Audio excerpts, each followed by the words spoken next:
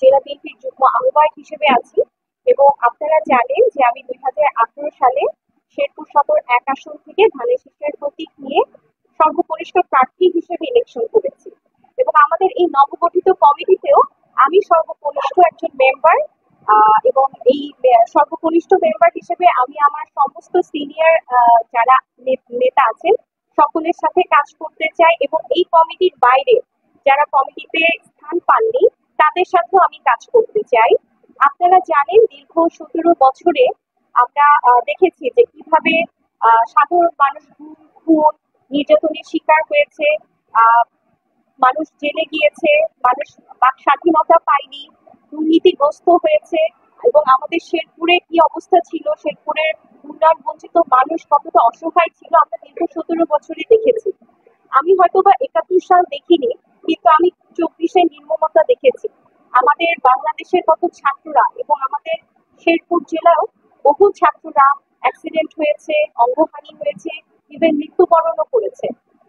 সুতরাং আমি চাই যে আমাদের সামনে যে আসন্ন নির্বাচন আছে এই নির্বাচনে আমি বিশ্বাস করি আমাদের বাংলাদেশের সবচেয়ে জনপ্রিয় নেতা জনাব তারেক রহমান সাহেব আগামী রাষ্ট্রনায়ক, আগামীর ভবিষ্যৎ এবং আগামীর প্রধানমন্ত্রী হবে। এবং আমি বিশ্বাস করি শেরপুর সদর 1 আসনে, এই আসনটা দীর্ঘ 43 বছর যাবৎ আমাদের শেরপুরের ধানের শীষের কোনো মেম্বার অফ পার্লামেন্ট হয়নি। এই কারণে আমাদের শেরপুর শহর অত্যন্ত উন্নয়ন বঞ্চিত একটা শহর, যেই শহরের মাটি অত্যন্ত উর্বর, কিন্তু এখানে আসলে বিশ্ববিদ্যালয়, রেল লাইন, বিমানবন্দর, হাসপাতাল, পর্যটন কেন্দ্র একদম কিছু নেই বললেই চলে। কোনো হিমাগার নেই, ফুড স্টোরেজ নেই, কৃষকদের ন্যায্য মূল্যায়ন নেই।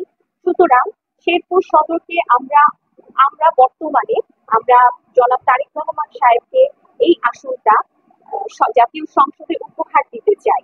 আর এই আসনের মাটি আসলে বিএনপির ঘাঁটি। তবে আমি মনে করি আমরা যারা বিএনপি নেতা কর্মীরা আছে তারা যদি ঐক্যবদ্ধ হয়ে কাজ করি, নিজেদের মধ্যে ঐক্য গড়ে তুলি, তাহলে এই আসনটার জয় ছিনিয়ে আনা সম্ভব। আমরা দুর্নীতিকে প্রশ্রয় দিব না। আমাদের দলের কোন নেতা কর্মী কোন দুর্নীতিতে জড়িত হয়ে পড়লে তাকে আমরা ছাড় দিব না ইনশাআল্লাহ। এটা হলো আমাদের দলের ভারপ্রাপ্ত চেয়ারম্যানের মেসেজ। আরেকটি মেসেজ হলো এরকম, বাংলাদেশ আমার প্রিয় মাতৃভূমি, আমরা বাংলাদেশের সন্তান।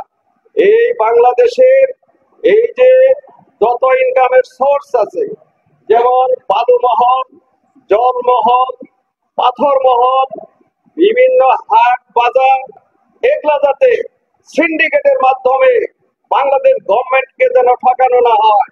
যে বাজারে যত মূল্য তত মূল্যই যেন এটা ইজারা দেওয়া হয়। সদরে এবং প্রতিটা ইউনিয়নের ধানের শীষের প্রতীকে যথেষ্ট সাড়া পেয়েছি। মানুষের মধ্যে চোখে মুখে যে ধানের শীষের প্রতীকের প্রতি যে ভালোবাসা, সেটি আমি 2018 সালে জীবন উপলব্ধি করেছিলাম। 2025-এ এসে দেখছি যে মানুষ আরো বেশি ভালোবাসে। বিশেষ করে এই ফ্যাসিবাদ সরকারের বিতাড়িত হওয়ার পরে বাংলাদেশ থেকে যেভাবে চলে গেল, তারপর থেকে বাংলাদেশে একটি দল আছে যেটি হচ্ছে বাংলাদেশ জাতীয়তাবাদী দল, যে দলের প্রতি মানুষের ভালোবাসা অবিরাম, যেটি বলে শেষ করা যাবে না। আপনার প্রিয় নেত্রী, আপসীর নেত্রী, আমাদের দেশনেত্রী বেগম খালেদা জিয়া মিথ্যা দুর্নীতির মামলাতে অবৈধ সরকারের অবৈধ ওয়ার্ডের একটা রায়ে দীর্ঘ 2.5 বছর সে কারাবরণ করছে। তারপরেও শারীরিক মানসিক ভাবে তাকে অনেক অত্যাচার করা হয়েছে, নির্যাতন করা হয়েছে, জুলুম করা হয়েছে। তারপরেও কিন্তু এই দেশের 18 কোটি জনতার দিকে তাকিয়ে যা পারের জন্য সে বলে নাই আমি এই দেশ থেকে চলে যাব। আমি আমার সন্তানকে দেখে মাননীয় প্রধান উপদেষ্টা ডক্টর মোহাম্মদ ইউনূস সাহেব যখন আমরা এই লন্ডনে আমাদের একটা মিটিং হওয়ার কথা, এটা যখন শুনছে, তখন বাংলাদেশে মোদির দোকান থেকে শুরু করে একদম উচ্চ লেভেল পর্যন্ত শুধু একটাই আলোচনা ছিল, কি হয় 2 নেতার আলোচনাতে কি হয়। তো উনি আমাদের